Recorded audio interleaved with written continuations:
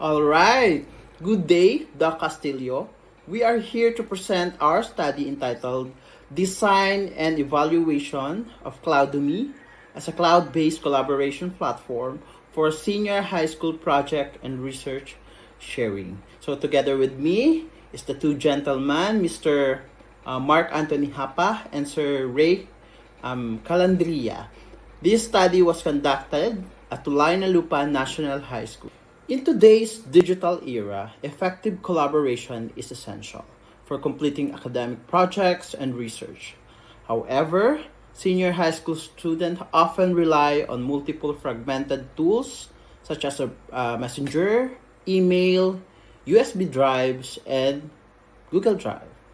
These practices frequently result in prior file management, communications issues, and coordination problems. And based on observations, students experience difficulties in group work due to the use of multiple applications, lost files, delayed feedback, and confusion in identifying final document versions. These challenges highlight the need for a centralized and user-friendly collaboration platform. The objectives of this study, are to design Cloudemy. So the application or the software that we are going to develop is the Cloudemy. Cloudemy as a centralized cloud-based collaboration platform to identify students' current collaboration practices, to determine the problems they encounter during work group, and to evaluate the system's acceptance using the technology acceptance model or the TAM. This study we considered it as significant because Cloudemy can help students improve collaboration, organize academic outputs, and complete projects more efficiently. It can also assist, of course, teachers in monitoring student progress and support schools in advancing digital transformation initiatives. Okay, the study employed a descriptive quantitative research design. A total of 108 senior high school students participated using total enumeration sampling. Data were collected through a structured survey questionnaire and analyzed using frequency, percentage, and weighted mean. Okay, on research instrument, the researcher made questionnaires based on the TAM or the technology acceptance model. It covered demographics profile of the students, the current collaboration practices, the problems encountered, the desired system features, and the system acceptance using a 5-point Likert scale. The next slides will be discussed by Sir AJ. Demographic profile of respondents. The respondents consisted of grade 11 and grade 12 students from various academic strands. Most of them have internet access and primarily use smartphones for school related tasks, emphasizing the importance of mobile friendly collaboration system.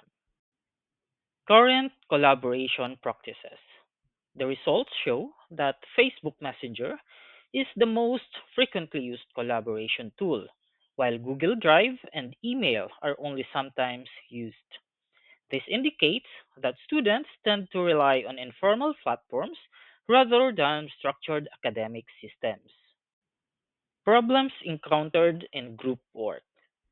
Students agreed that they encountered several challenges, including the use of too many applications, lost files, delayed feedback, and unclear communication. These findings further emphasize the need for a centralized collaboration platform. Desired features of Cloudemy. Respondents strongly preferred features such as mobile access, easy file sharing, secure cloud storage, and version history tracking. These preferences indicate that accessibility, convenience, and security are critical factors in system adoption. The findings reveal a high level of system acceptance. Students agreed that Cloudemy can speed up project completion, help organize outputs, and is easy to learn and use. Most respondents also express willingness to use and recommend the system. Guided by the technology acceptance model, the results confirm that perceived usefulness and perceived ease of use significantly influence students' behavioral intention to use Cloudemy. This suggests that students are more likely to adopt systems that are both useful and easy to use. In conclusion, the study demonstrates that Cloudemy has strong potential as a cloud-based collaboration platform for senior high school students. It effectively addresses common collaboration challenges and shows a high level of user acceptance. For future work, pilot implementation in multiple schools is recommended, involving teachers and administrators in further evaluations and integrating advanced features such as analytics, offline access, and scalability improvements may further enhance the system. Okay, now I will try to at least demonstrate the Cloudemy. So basically, this is a cloud-based collaboration platform or application. So pwede po siya sa ating mga cellphones, sa ating mga smartphones, or pwede rin sa desktop. Ano po, of course, the platform or the application is fully online. So cloud-based kasi po siya. Ano po? So, this is the login page of the Cloudemy. So, meron tayo ditong username, password, and then the sign-in button. Nakalimutan ko. Yung nasa taas po, the header, no? Okay, so sign into your account. Dito po, sa part na to, supposedly dapat wala to. So, kung maging totoo naman itong application na ito, of course, we will remove this part. Ano po? For the sake na demo lang po ito, so nilagyan ko lang po dito ng demo credentials. So, unahin muna natin po yung account ni student. So, si student po ay si Juan. Try natin, Juan. Okay, and then, password is test, 1, 2, 3. Okay, try natin sign in. Okay, so this is the dashboard of Juan. Ano po? So, we have the header, of course, Cloudemy. And then si Juan, ang apelyido niya is Rodriguez. So, student siya. And then we have here in avatar. Ano po? So, yung picture ni Juan, dito po siya lalabas. Of course, welcome back, Juan. Ayan. Continue learning. Okay, when we say courses, this is subjects enrolled. Ano po? So, lumalabas rin po yung total study. Kung hindi ako nagkakamali, per week po siya.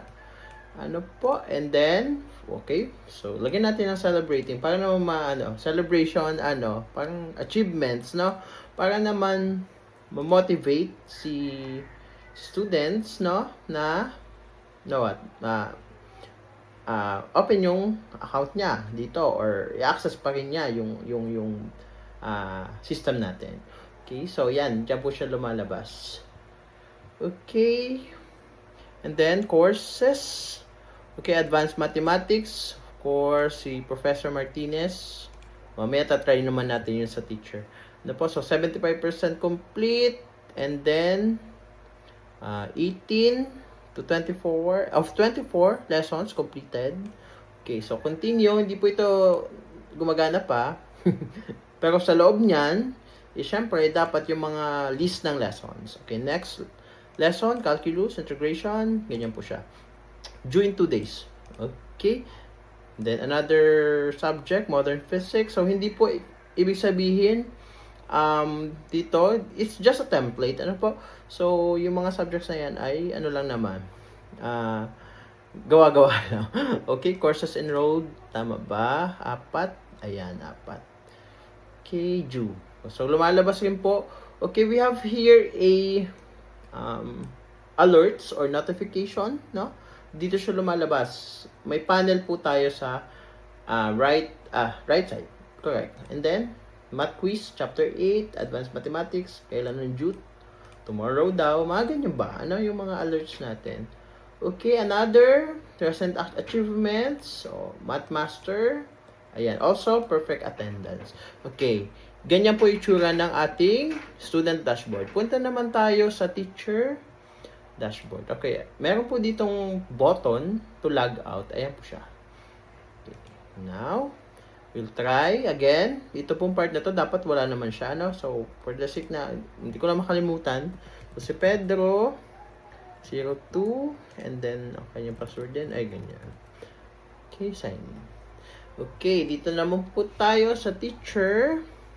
Si teacher ay syempre, teacher nakalagay dito. Also, meron siyang, tawag dyan, notifications. Okay, dyan po siya lumalabas. And then si Pedro Martinez, ang professor, for example. And then the avatar. Okay, of course dito, good afternoon. Naka-base po siya sa real time. So, afternoon ko to ginagawa. So, afternoon lumalabas. So, Professor Martinez. Okay.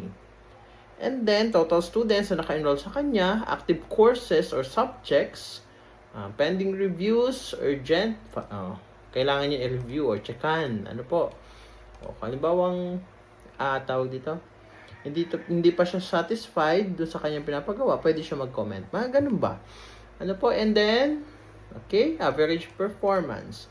And then, ano ba yung mga subjects na teacher si Mr. Martinez? Nakalimutan ko na apelyido. Ayan, so yan. Okay, meron pa daw 12 na dapat siyang i-review. Ayan, view course, grade assignments, ganyan. So, yan, mga subjects, modern physics, ayan. Nakalagay pala dito sa ating mga audience, ano, nakalagay dito yung number of students na naka-enroll dun sa subject na yon. Ano po? So, today, 2 p.m., ganyan. Course progress. And then, yan, the list of subjects. And then, sa right side, katulad sa student, meron din siyang panel. So, upcoming classes, ayan, advanced today, 2 p.m. daw, ayan. Okay, saang room? May room pala na nakalagay. Ilang students ang naka-enroll. Okay, and then recent activities, for example, si Maria Garcia, nag-submit si Maria Garcia ng assignment, kailangan daw ma-check. 5 minutes ago, nag-upload siya, kailangan daw agad ma-check. Mga ganyan. So, yun po yung idea ng ating cloud-based system, which is the Cloudemy. So, yun lang po. Okay, so I'll see you later. Thank you for watching po and be brave.